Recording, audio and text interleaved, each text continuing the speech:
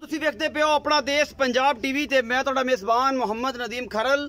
सब तो पहले अपने चैनल को करना है सबसक्राइब ते बेल आइकन दे बटन को करना है प्रेस कि मेरी हर आने वाली अच्छी और बेहतरीन वीडियो तुहाडे तक पहुंचे। और तुसीं वेखो सब तो पहले शाहीना दा शहर सरगोदा ते तुहाडे वीर दी इत्थे आमद ते बेहद मशहूर जनाब चौधरी इमरान वड़ाइच, चौधरी हसनैन वड़ाइच, चौधरी गुलाम अब्बास वड़ाइच ते जनाब मलक जहांगीर, चौधरी माजिद गोंदल और बाकी ऐसे दोस्त जिन्होंने मुहब्बतां चाहतां फोन कॉल करके ते जनाब चौधरी गुलजार तारड़ उन्होंने दे बेहद मशहूर जिन्होंने मुहब्बतां कीतियां चाहतां कीतियां और सरगोदा वाकई दस्या कि शाहीना दा शहर है।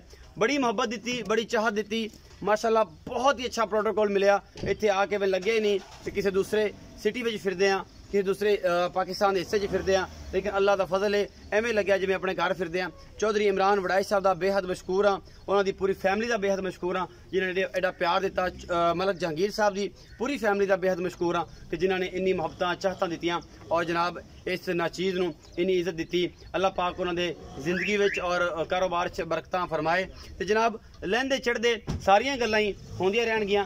दो जनाब गावां ने ते बाकी जरा तारफ है यह सारियां इत्थे तुहाडे सामने खड़ियां ने। यह जनाब किसी तारफ के मोहताज ने जे जनाब मलक जहांगीर ने मेरे बड़े प्यारे दोस्त ने, भाई इमरान के बड़े अच्छे दोस्त ने। उस तो बाद जनाब भाई रियाज गुज्जर ने, जनाब सनी जनाब चौधरी हसनैन वड़ाइच और सनी वड़ाइच है जी बड़े चाचा जी तनसर मामू ने जी, गुलाम हसन जी खोखर साहब ने जी।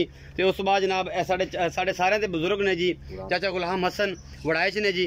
ये सारा कुछ तुहाडे सामने है। तो चौधरी माजिद गोंदल साहब भी ने जी, अल्लाह पाक उन्होंने भी जिंदगी दे विच रहमतां ते करम नवाजियां करे। बड़े मशहूर हाँ जी। असीं तुहानूं दो जानवर विखावांगे। अज वड़ाइच डेयरी फार्म दे दो जानवर ने जो सेल वास्ते इत्थे मौजूद ने।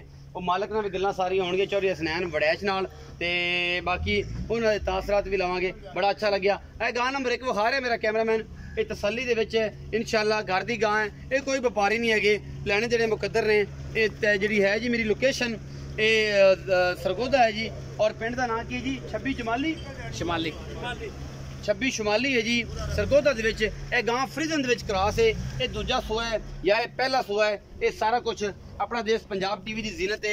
और तुहाडा वीर नदीम खरल हमेशा अच्छे आला क्वालिटी के ब्रांड कट के लैके हाजिर होंदा है। और जनाब गां को हवाना केज है, थन किदां दे ने, की मामलात ने, की हिसाब किताब है, ये सारा कुछ सामने है जी। अल्लाह के खास फजल दे नाल अपना देश पंजाब टीवी तुहाडे वास्ते अच्छे बेहतरीन और आला क्वालिटी के जानवर लैके हाजिर होंदा है। ये बच्ची को दुध कितना है, ये को 10 किलो है टाइम का, ये को 7 किलो है, 6 किलो है, 5 किलो है। ये सारा कुछ तुहाडे सामने जनाब चौधरी हसनैन वड़ाइच साहब दसणगे जेडे ऑनर ने इस सारे मामले दे। ये फ्रीजन क्रॉस बच्ची है और जनाब सुबह पहला है या दूजा है, ये सारा कुछ कैमरामैन तसल्ली नाल दिखा रहे हैं। उस बाद जनाब ये पिछे बच्चा दिखाने ये पिछे बच्चा है जी, कैमरामैन साहब दिखा दिया जी। इन्हों का मुल दोवें साझा करना है या वक् वक् करना है, ये सारा हिसाब किताब जोड़ा है ये चौधरी हसनैन दसणगे मामलात ने। यह जनाब तोरो जी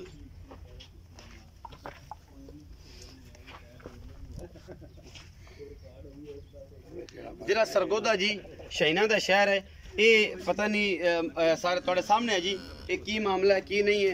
ये जनाब चौधरी इमरान वड़ाइच साहब ने जी जिला सरगोदा तो ये 26 शुमाली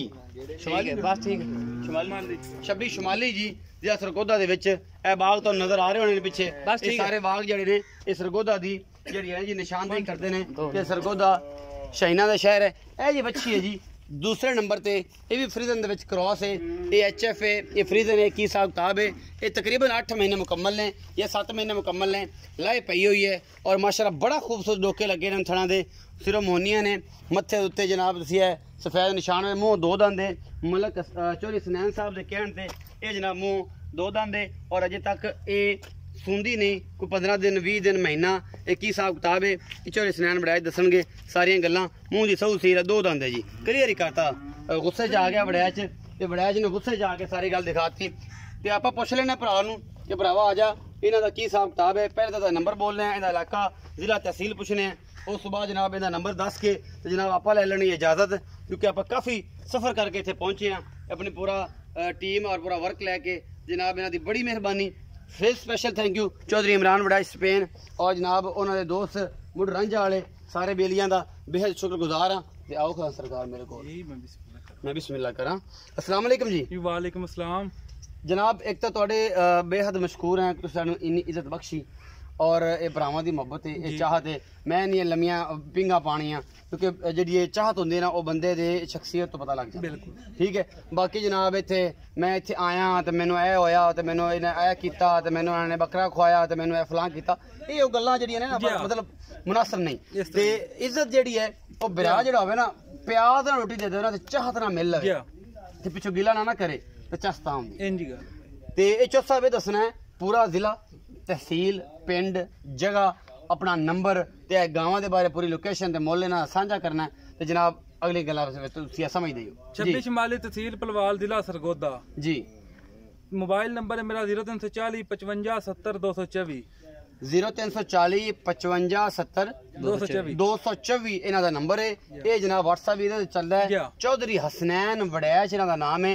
26 शमाली जिला तहसील बलवाल जिला सरगोदा, ये शहीना दा शहर है जी। ते ये जनाब बाकी लेने देने मुकद्दर ने ते जी।